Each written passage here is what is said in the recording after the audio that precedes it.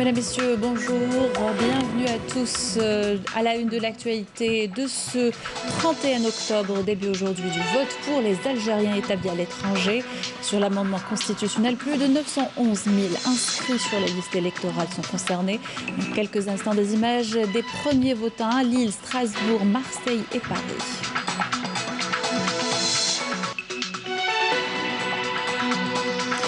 Le vote dans le pays débutera demain. Près de 24 500 000 électeurs en rendez-vous avec le référendum sur la révision de la loi fondamentale.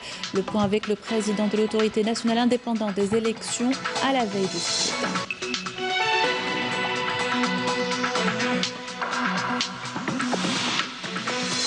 Le 66e anniversaire du déclenchement de la guerre de libération nationale, l'occasion pour nous d'évoquer les exactions de l'armée coloniale en Algérie. Visite dans le centre de torture Point Zéro à Relizène. Et puis témoignage également dans ce journal du Moudjahid Mohamed Sebbar.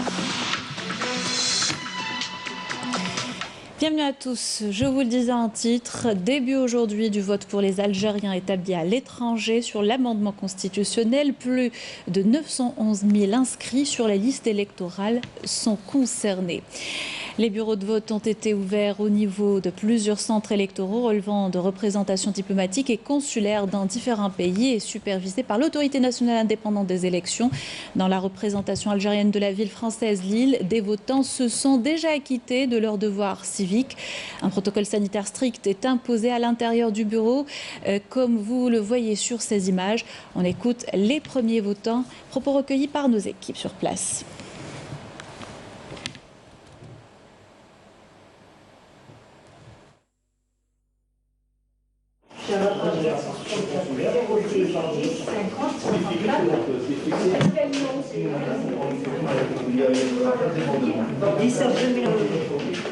Voilà. Là, les jeunes ont voté le vote à il va être solidaire avec ici et là-bas. Pour Bladé, je souhaite que le bien et on veut que notre pays soit parmi les premiers pays dans tout. Nous, on est ici, mais on veut notre Algérie, c'est le meilleur Algérie mondiale du monde. Notre bled, c'est tout pour nous. Et c'est l'Algérie pour nous, c'est sacré. Et on reste en France, direction le bureau de vote de Pontoise en région Île-de-France. Les Algériens ont déjà commencé à voter sur l'amendement de la Constitution, comme vous le voyez sur ces images.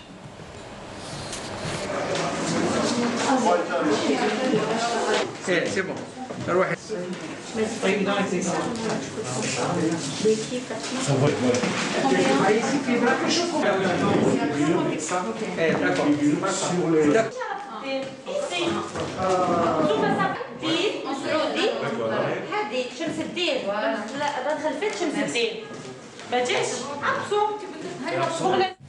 Et c'est dans le respect strict du protocole sanitaire que les Algériens établis à Marseille ont pu également se prononcer sur le projet d'amendement de la Constitution dans un contexte particulier marqué par la propagation de la pandémie de Covid-19. Monsieur,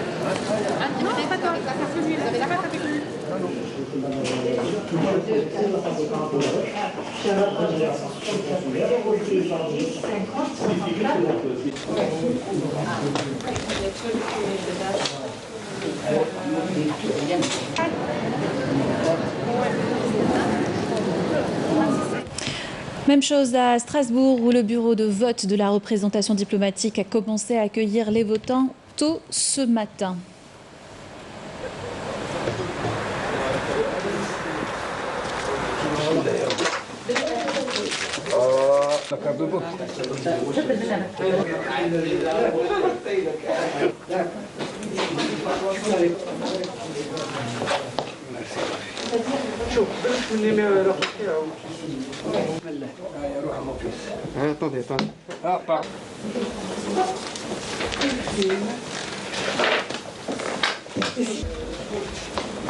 à voter.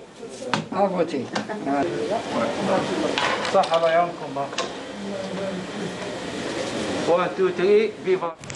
Les Algériens votent également en Belgique, à Bruxelles exactement, où les membres de notre communauté ont commencé tôt ce matin à voter, toujours dans le strict respect des mesures sanitaires en vigueur, comme vous pouvez le voir sur ces images.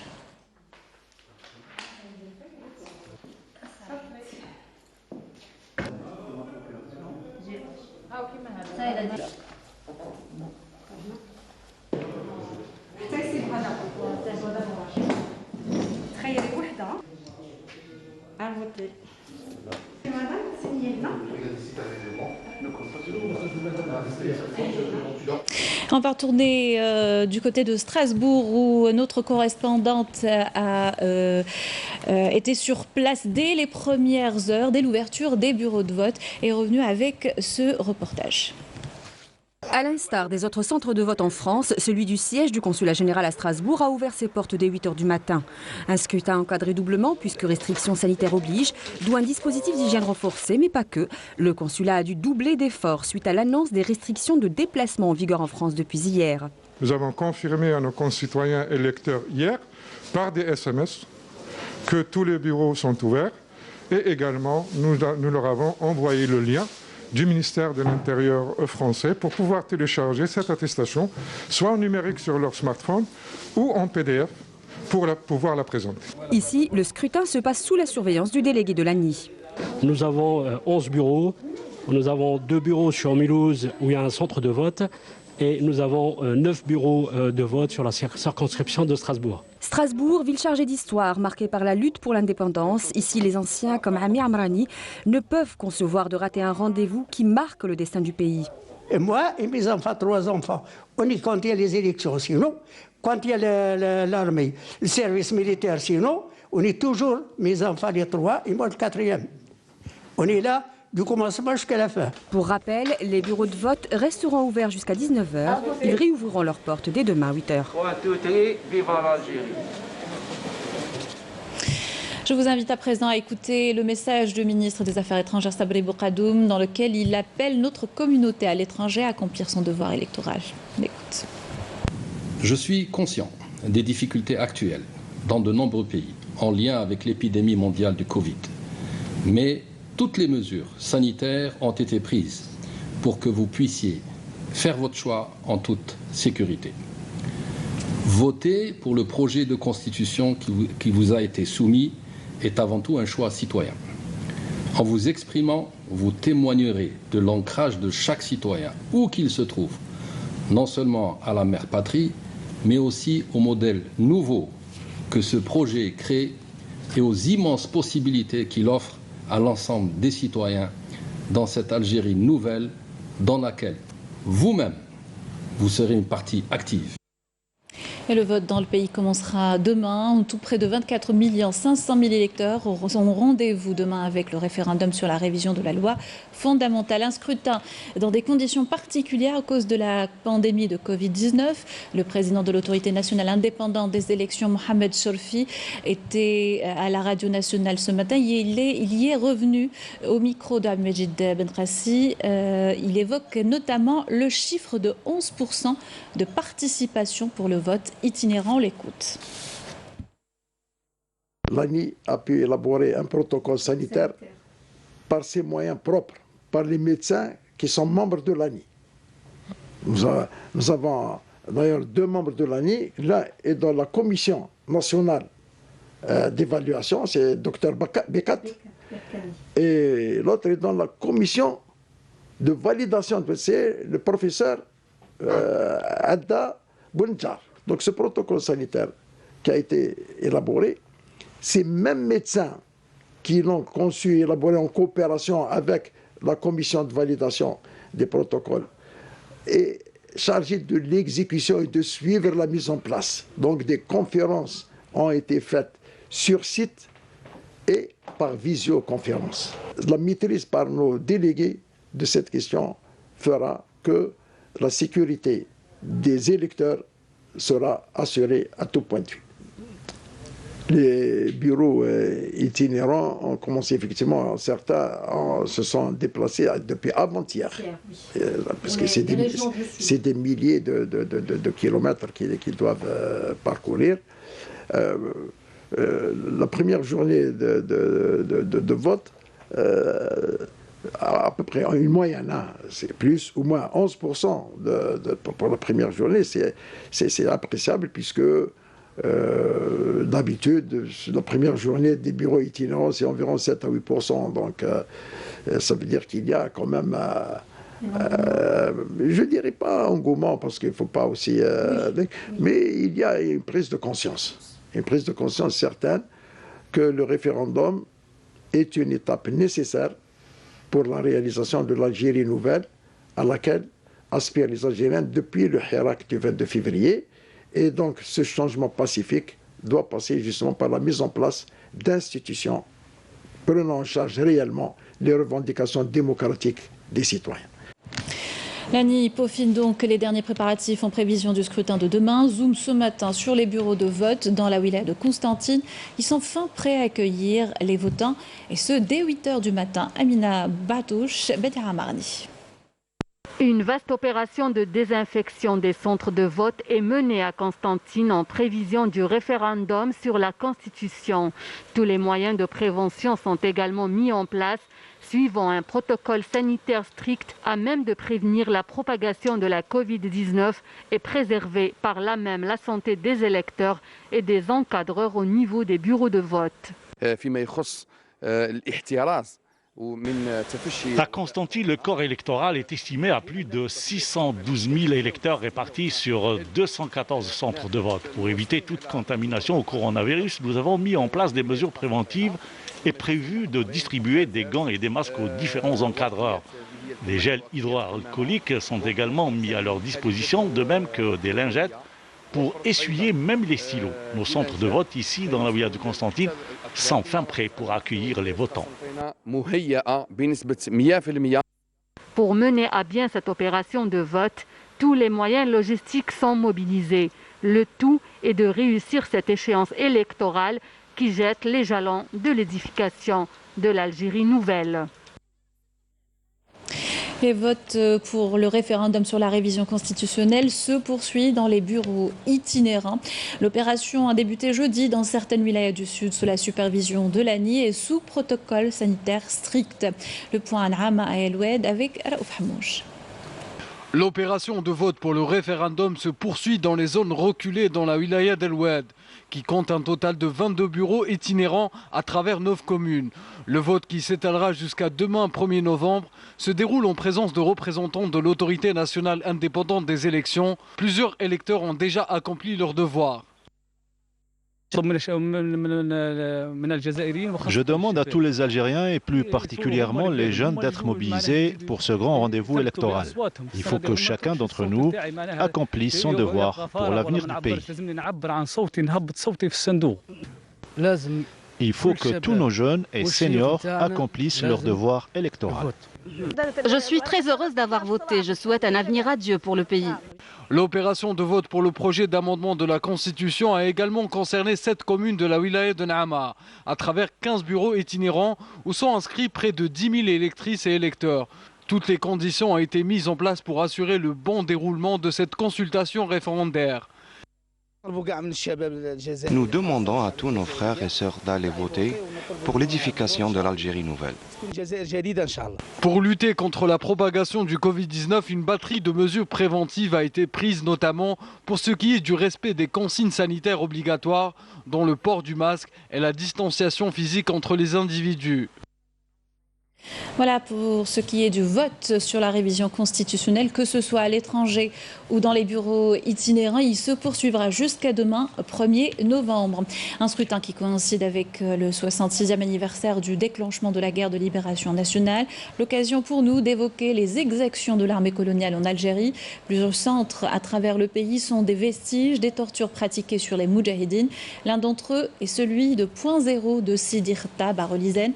Reportage Khalil Touati, commentaire Amal Bouakba.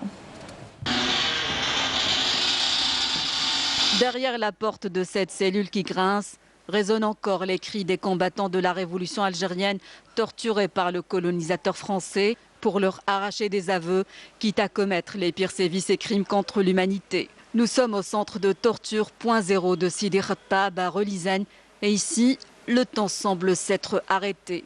Le Moudjahid Ben Ouda Bakir, l'un des plus jeunes prisonniers de la région ouest, raconte les souffrances qu'il a endurées dans ce sinistre camp de torture.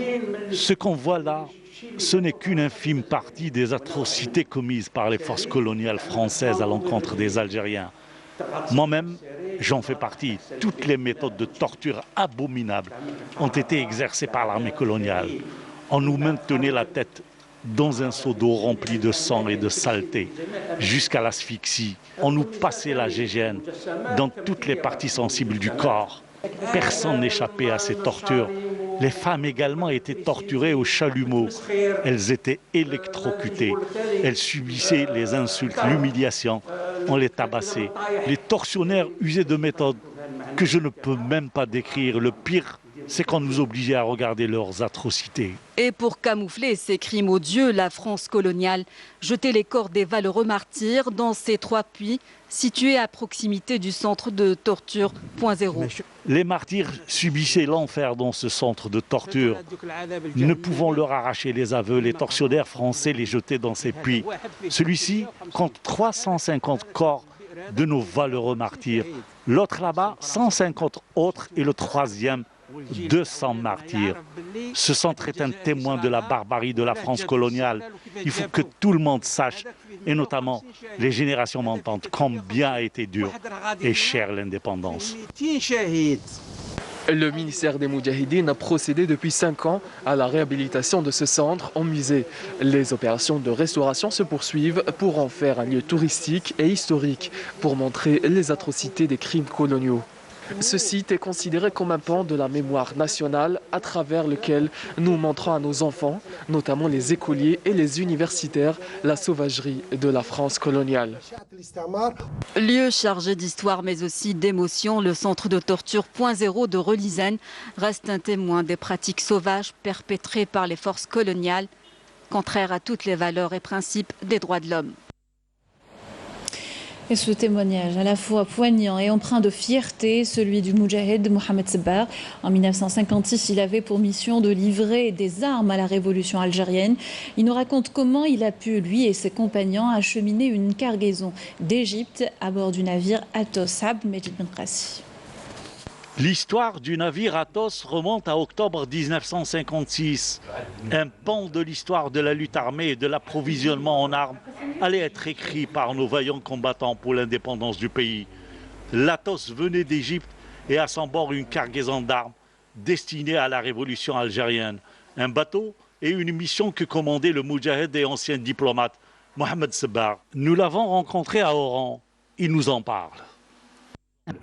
C'était un grand bateau et j'ai été chargé de mener cette mission délicate dans ce bateau qui appartenait à un armateur soudanais et à l'intérieur duquel voyageait aussi un responsable politique du FLN. Le navire avait à son bord une cargaison de 100 tonnes et était dirigé par une équipage spécialisée dans les transmissions et dans le maniement d'armes, raconte Mohamed Sebbar dans ses mémoires.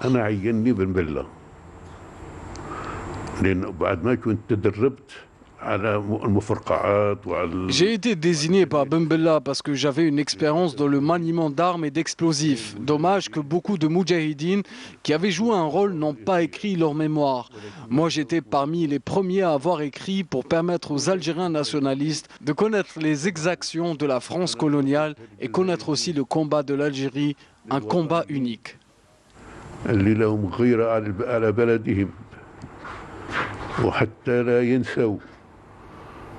جرائم فرنسا والنضالات لأن النضال الجزائري كان نضال فريد في نوعه. La révolution algérienne, un exemple que beaucoup de peuples à travers le monde avaient suivi.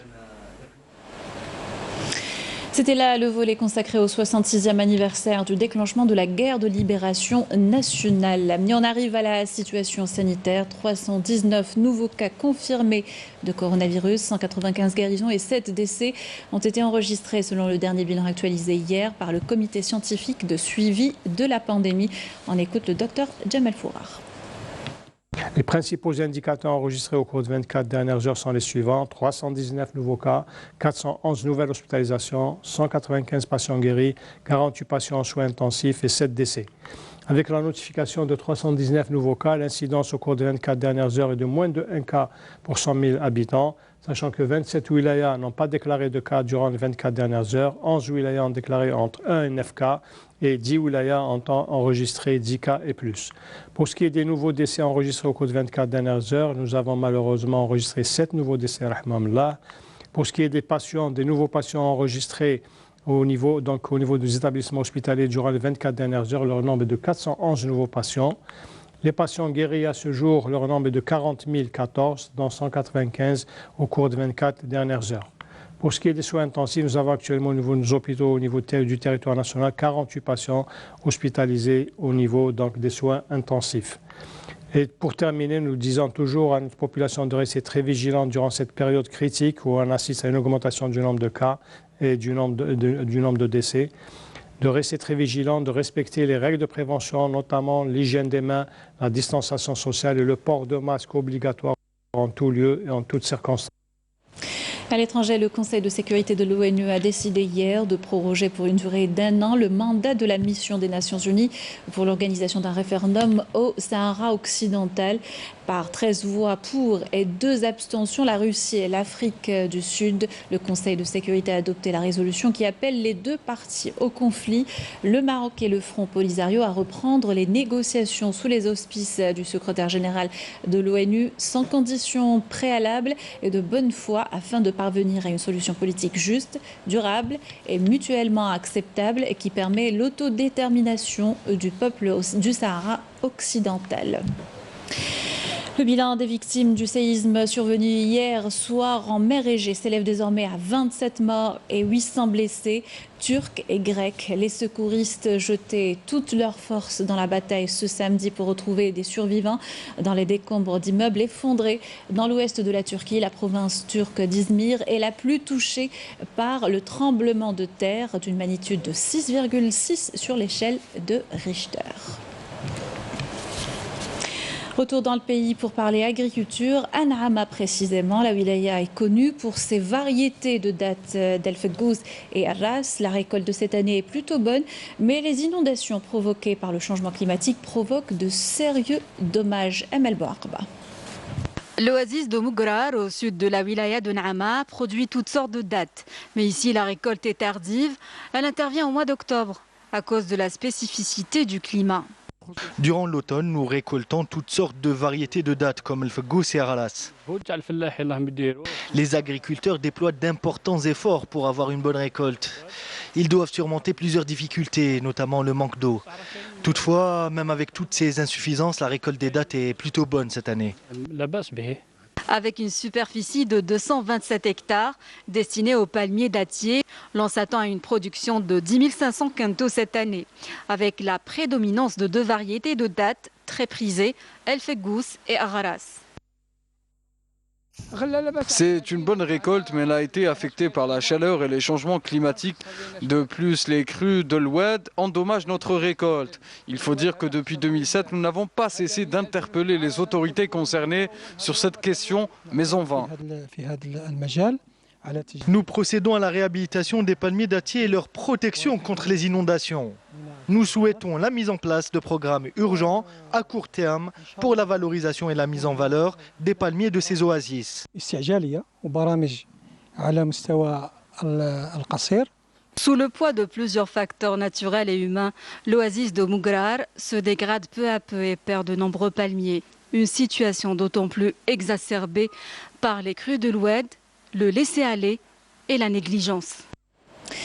L'entrepreneuriat est possible dans tous les secteurs, y compris en culture. Au club des artistes Djilali et Ben Abdel Halim à Mostaganem, les artistes tentent de trouver les moyens de créer de petites entreprises culturelles. Raouf Hamouch. Artistes, experts et représentants du secteur culturel, la famille artistique s'est donné rendez-vous au théâtre régional de Mostaganem, Djilali Ben Abdel Halim. Au menu des débats, l'entrepreneuriat culturel et artistique, qui connaît un engouement certain de la part des artistes. Nous avons abordé la question de l'entrepreneuriat culturel, à savoir comment arriver à créer des micro-entreprises afin d'encourager les artistes à réaliser leurs différents projets artistiques.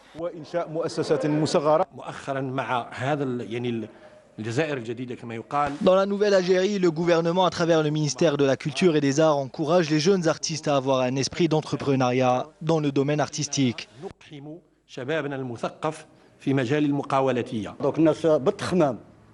faut faire des projets. On a les exemples. Je voudrais bien être avec l'entreprise Boubagra. Un espace d'échange qui permettra aux artistes, aux porteurs de projets artistiques d'échanger leur expérience et de développer un esprit entrepreneurial. هذا النادي عنده deux objectifs. Ce club d'artistes a deux objectifs. Permettre aux jeunes artistes de profiter de cet espace. Ils pourraient ainsi se produire sur scène et échanger différentes expériences.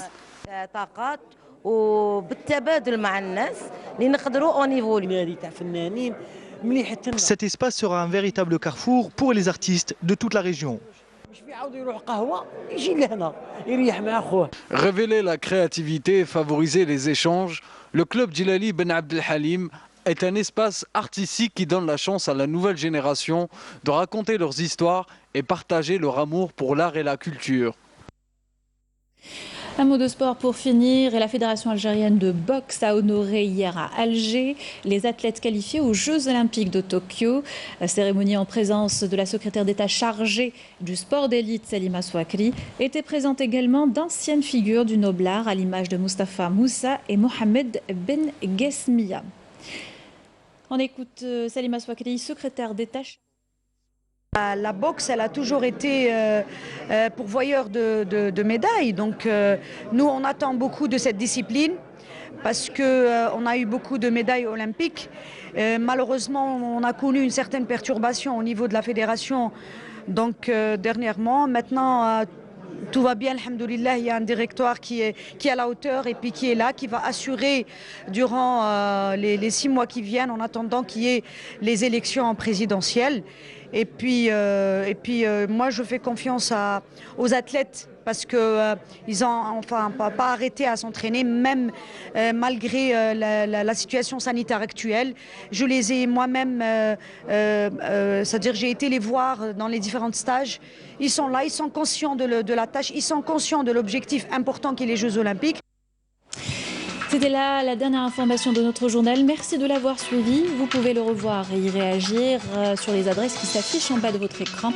Tout de suite, des nouvelles du ciel avec Félia Alchir. Quant à moi, je vous souhaite une excellente journée sur Canal Algérie.